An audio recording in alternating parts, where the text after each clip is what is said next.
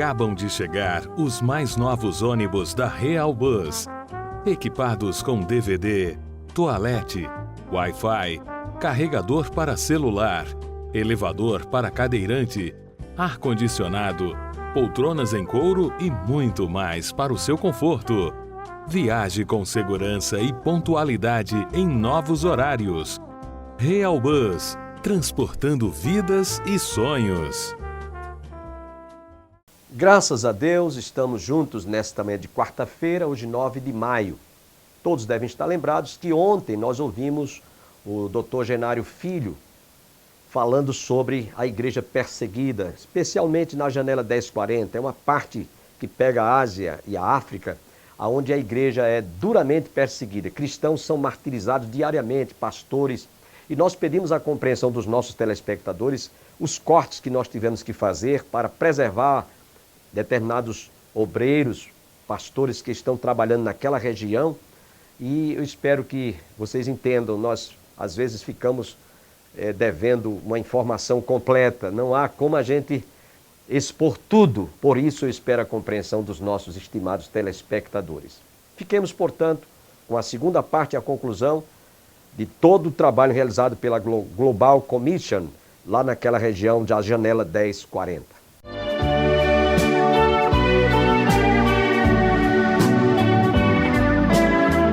Começou numa busca constante de oração, pedindo a Deus o que fazer, que solução daria a esse conflito. E ele, nessa angústia, ele decidiu comprar a arma, mas uma serva de Deus chegou para ele e disse o seguinte: pensa comigo, se você comprar uma arma, e você tiver uma arma apontada para um muçulmano, e você sabe que pode matar ele, e o muçulmano tiver com a arma e puder matar você, um de frente para o outro,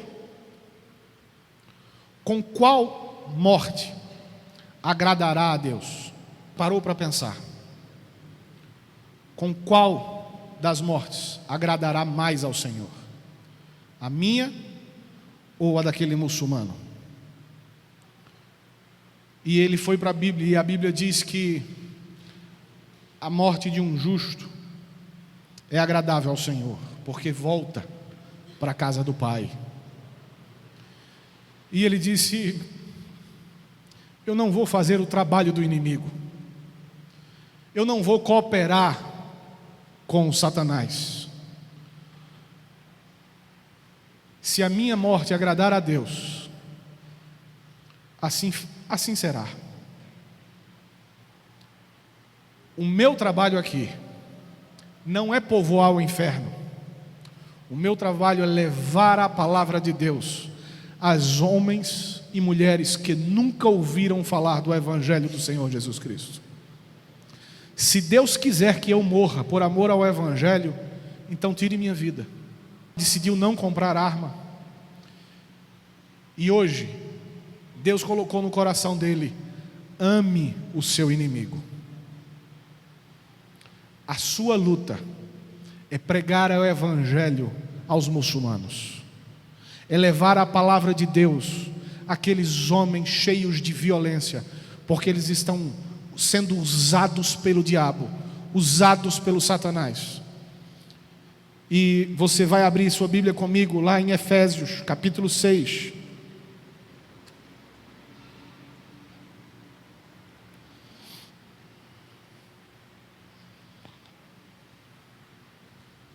Efésios, capítulo 6.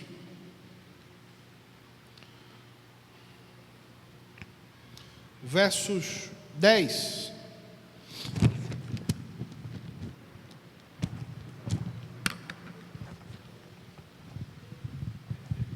Como é que diz?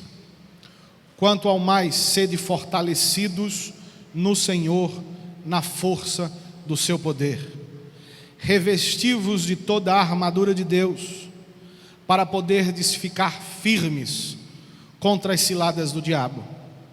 Porque a nossa luta não é contra sangue e a carne, e sim contra os principados e potestades, contra os dominadores deste mundo tenebroso, contra as forças espirituais do mal nas regiões celestiais. Portanto, tomai toda a armadura de Deus, para que possais resistir no dia mau, e depois de terdes vencido tudo, permanecer inabaláveis. Essa é a mensagem do Senhor Jesus para a minha e para a sua vida. Não a mensagem de ódio que o mundo quer imputar em nossos corações. Um orvalho em meio à adversidade. O que é que o Mark, junto com a Global, tem feito? Essa foto aqui é um acampamento. Trouxe mais de 2.000 vidas, crianças, mulheres, homens, que de algum modo sofreram violência, perderam casas, perderam comércio, estão sem nada, perderam familiares.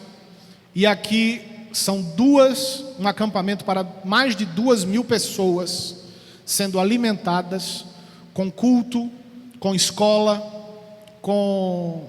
dando todo o suprimento que eles podem para começar a reestruturar suas vidas e suas famílias. Além de abrigar essas 2.000 pessoas, o sistema de ambulâncias, quando se tem notícia de um ataque como esse, imediatamente uma ambulância é deslocada para uma região dessa, para tentar socorrer as vítimas daquele imediato ataque. Então a ambulância é enviada para essa região para imediatamente tentar salvar aqueles que estão feridos, que foram atacados, mas que ainda estão com vida. E eles são socorridos aqui, são voluntários. Nesse trabalho aqui são mais de 3.000 voluntários para salvar vidas aqui na Nigéria.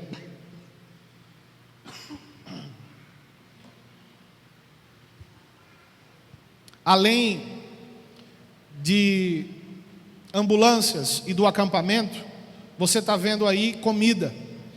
Muitos ficam sem comida, sem condições nenhuma de ter alimento, de comprar comida, porque os mercados foram destruídos, estão sem dinheiro, e às vezes são pessoas que vivem bem financeiramente, mas que perderam tudo. Sua casa foi queimada, seu comércio destruído, e não tem condições de nada. Então a Global, ele dá comida, mantimento e abrigo a muitos cristãos que perderam tudo por amor ao Evangelho. Uma cesta dessa dá para 2 semanas, para manter uma família de 6 pessoas, que é em média o número de familiares na Nigéria. Agora nós vamos para a Índia. Você está vendo aqui a Índia.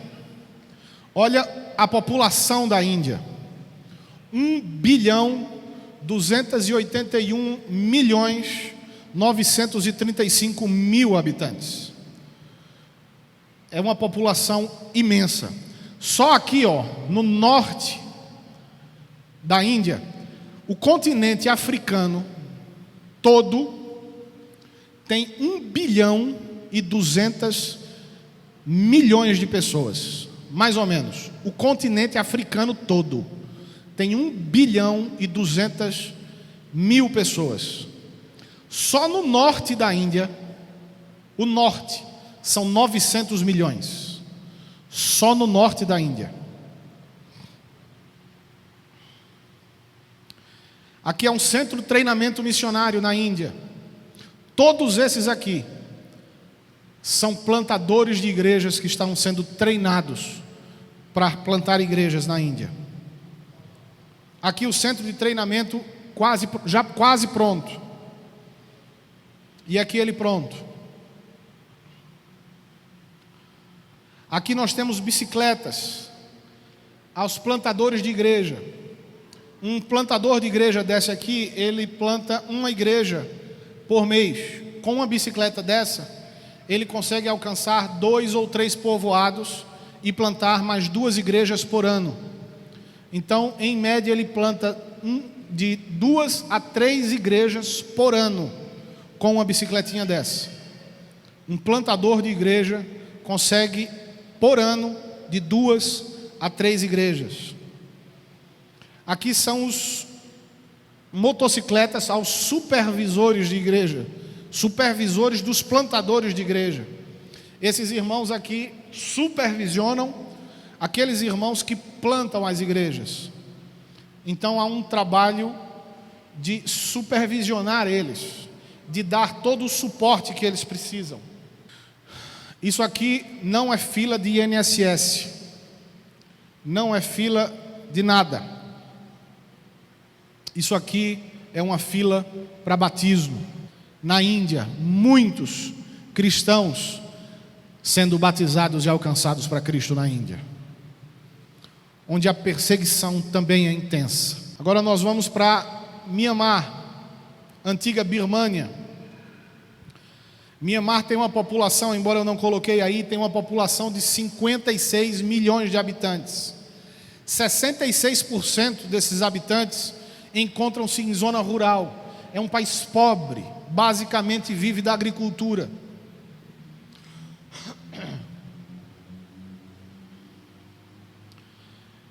Em Mianmar, nós temos um trabalho focado fortemente aqui nas crianças. Não só em Mianmar, mas na Índia também. Em Bangladesh, nós vamos ver alguns outros países na qual a Global atua. E em Mianmar, você está vendo essa criancinha aqui? Ela nunca ouviu falar em escola. Ele fez questão de tirar essa foto. E ele perguntou a ela: você já foi à escola? Ela olhou para ele: escola? O que é isso?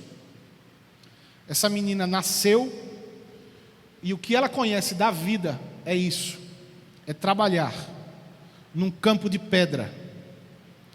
Ela com um martelinho fica quebrando pedra para levar $7 para a família.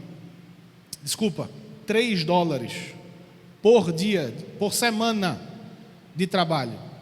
$3 por semana essa criança consegue para levar para sua casa. Ela passa o dia ali quebrando pedra. Ao final do dia, ela já não enxerga bem. A visão dela está turva, porque a poeira da pedra e o sol batendo na pedra, os olhos dela, ela vê turvo já a imagem. E quando ela chega em casa, se não bastasse, o pai dessa menina, esta aqui, o Mark diz o nome dela, é entregue a um homem para prazeres sexuais. E ela consegue mais $7 para levar para casa. E essa é a rotina quase que diária desta criança. Eu tenho uma menina de 5 anos. E às vezes eu fico em casa: o que é que eu faço para minha filha se divertir? E eu lembro dessa menina. Que vida minha filha tem? Como nossas crianças estão vivendo? E o que essa criança tem vivido quase que diariamente? E a realidade de outras crianças que vivem essa realidade diária em Mianmar. E o que é que a Global faz com tudo isso? Constrói orfanatos. Todos os orfanatos, todos os funcionários são crentes. Todos. E os orfanatos, eles conseguem pegar essas crianças, levam para lá, e lá elas têm escola, roupa e comida. E nós damos as 3 refeições, educação, roupa, coisa que elas nunca imaginariam ter. E com R$70 nós conseguimos sustentar uma criança dessa. Com apenas R$70 nós conseguimos sustentar uma criança dando roupa, comida e educação. Isso é um batismo. É uma caixa d'água e uma criança sendo batizada em uma fila, esperando para ser batizada. O alvo em Mianmar era de 250 igrejas nos lares em 2010, 500 até 2015. Eles já chegaram a 518 igrejas em 2015. O alvo em 2015 agora era de 750 novas até 2020. Já foram criadas mais de 500 novas igrejas. Ou seja, antes de 2020, serão criadas mais de 750 novas igrejas em Mianmar. Sri Lanka, 70,2% de budismo, 12% hinduísmo, 9,7% de islã, 7,4% de cristãos, cristianismo. Dentre esses 7,4%, 82% desses cristãos são católicos apostólicos romanos. 82% desses cristãos são católicos apostólicos romanos. Então veja como é pequeno o número de crentes nessa região. A população de 21.444.000 habitantes no Sri Lanka. Todos plantadores de igreja. Rússia. Esquimós siberianos muçulmanos. Esquimós siberianos muçulmanos. A temperatura aqui é abaixo de 40 graus negativos. A Global comprou 2 carros desse, enviou para o líder lá, para eles poderem ir a regiões quase que inóspitas para pregar o evangelho aos esquimós siberianos muçulmanos. Bangladesh, população 154 milhões de habitantes. Um dia de batismo em Bangladesh. Nepal, população 30 milhões, 67 milhões de habitantes. Plantadores de igrejas no Nepal. Tibete, no Himalaia. Chad, país perto da Nigéria, fronteira com a Nigéria, onde a perseguição e os muçulmanos lá são muitos, e eles atacam as igrejas duramente. Isso é uma igreja em Chad. Veja como nós temos conforto, irmãos. Deem glória pelos que vocês têm. Essa é a igreja isso é dentro da igreja. Olha como é o banco. Olha o púlpito, pastor. Meus irmãos, o que nós temos é rico. E você abre a sua boca para reclamar. A Global vai lá e constrói uma igreja, sendo que essa não é uma igreja comum, não. Essa igreja é toda feita em concreto armado e as janelas são de aço reforçado, porque os ataques são constantes às igrejas.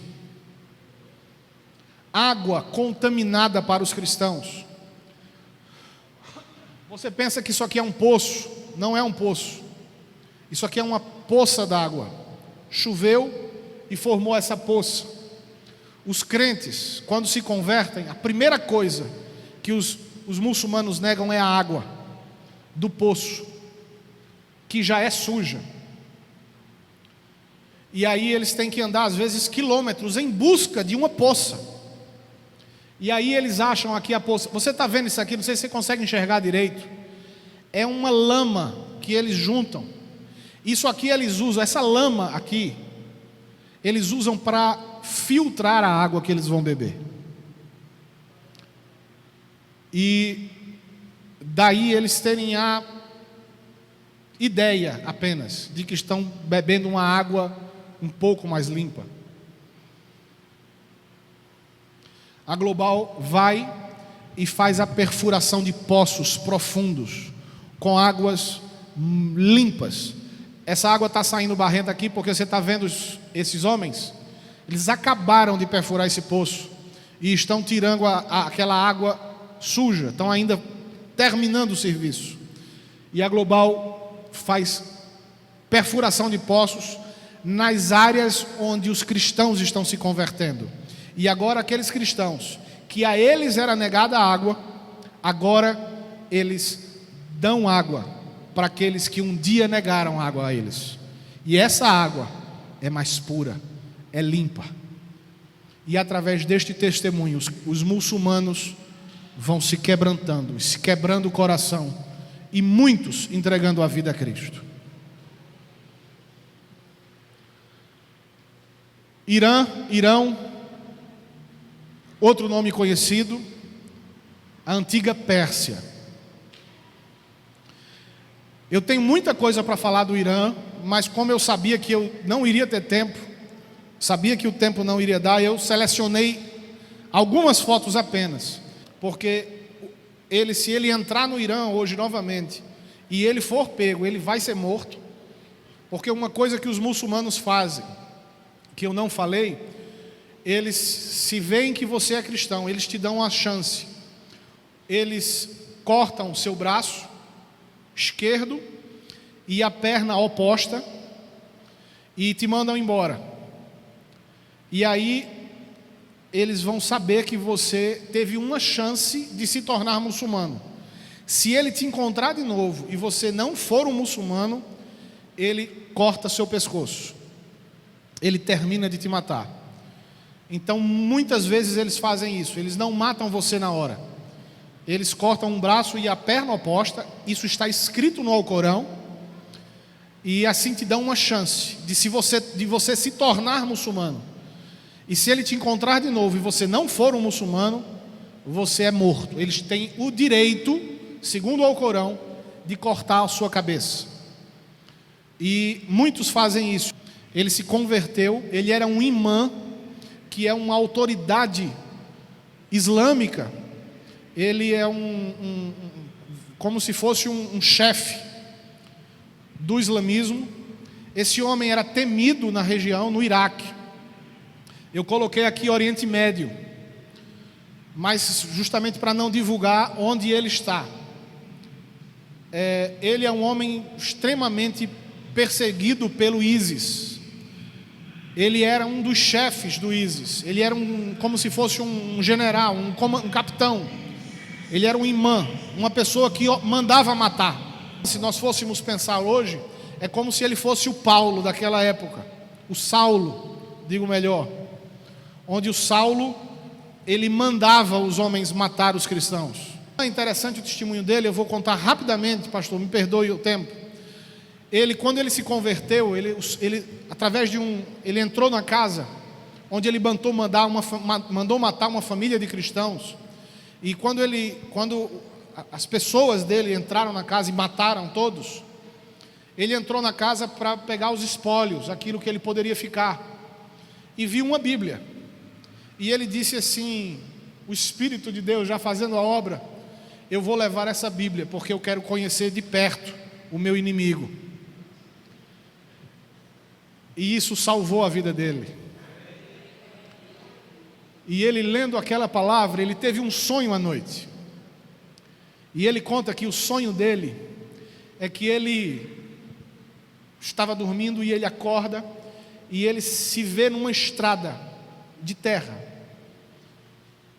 E aí ele está sentado naquela estrada e de repente começa a passar por ele os profetas de Deus em cavalos bonitos. E os profetas começam a passar por ele e a cumprimentar ele. E passa Jacó, Abraão, e começam a passar todos os profetas, e ele a cumprimentar a todos. Até que de repente ele começa a perceber que quase todos passaram, e de repente vem num jumentinho. e sentado com uma roupa branca, linda. Tinha um véu, mas o véu era transparente, dava para ver o rosto. E aquele homem para na frente dele, olha para ele, e com um olhar belo, de amor, de paz, só com aquele olhar ele sente um gozo tão tremendo em sua alma. E aquele homem faz um aceno para ele e passa. E ele fica ali esperando, sentado, esperando um outro profeta vir. Quem era? Ele esperava Maomé, mas Maomé não vem. E aí ele acorda, e a partir daquele dia ele diz: a minha vida pertence a Jesus Cristo, o verdadeiro Deus, o verdadeiro profeta, o único que podia vir. E ele começa a entender a palavra de Deus. Esse homem, quando entrega a vida dele a Cristo, o pai, os sogros dele entram na casa dele, levam a esposa e levam seus filhos, expulsam ele da casa onde ele morava. Ele perde o seu emprego, perde seu carro, perde sua casa, perde tudo que ele tinha, porque ele entregou sua vida a Cristo. E esse homem, ele conta que ele vai até onde sabia que moravam cristãos, os cristãos que ele perseguia, e ele vai à casa daqueles cristãos, pedindo socorro: me socorram, porque eu perdi tudo. E os cristãos olham para ele e dizem: não, nós não vamos te abrigar, porque você nos procurava para nos matar. Como é que eu vou dar abrigo a você? Você está mentindo para a gente. Você está querendo se infiltrar aqui para descobrir onde estão mais cristãos. E ele disse: não, eu entreguei a minha vida a Cristo, me socorram. E aquele casal, aquela família olhou para ele e, tocados pelo amor de Deus, disse: tudo bem, nós vamos acreditar, sabendo que pode ser uma mentira, só para você nos matar, mas a nossa casa é sua. Eu não renuncio. Esse caminho para mim não tem volta. Ajudando famílias, viúvas, crianças que foram atacados pelo ISIS, pelo Estado Islâmico. E aqui a glória, cumprindo a ordem do mestre: 67 convertidos, 22 batismos sendo realizados por ele. O homem tem feito a obra do Senhor naquele país. O que você fará a partir de agora? Com todas essas informações, com tudo o que tem acontecido no mundo, com a perseguição aos cristãos, com o que a igreja tem passado, tem sofrido, o que você vai fazer? Você não pode ir para essas regiões. O custo para te enviar é altíssimo. Eu não sei se a igreja tem missionários nessas regiões, mas o custo, se vocês como igreja se reunirem como um povo que tem uma visão de que nós precisamos fazer mais para esses povos não alcançados, onde você e eu não podemos ir, faça alguma coisa. Se você não pode sair de sua casa para ir lá pregar esse evangelho, faça algo para sustentar e ajudar esses irmãos. Vamos nos mexer, nos mover, para que homens e mulheres se entreguem a Deus conhecendo a palavra. Deus quer usar você para isso. Nesta manhã, você esteve aqui hoje para que você entenda e compreenda a necessidade de que esses irmãos estão passando. Agradeço a sua teleaudiência. Esperamos em Deus estarmos juntos no próximo programa, se Deus quiser. Sempre que eu leio a história de Cristo, eu fico a pensar com grande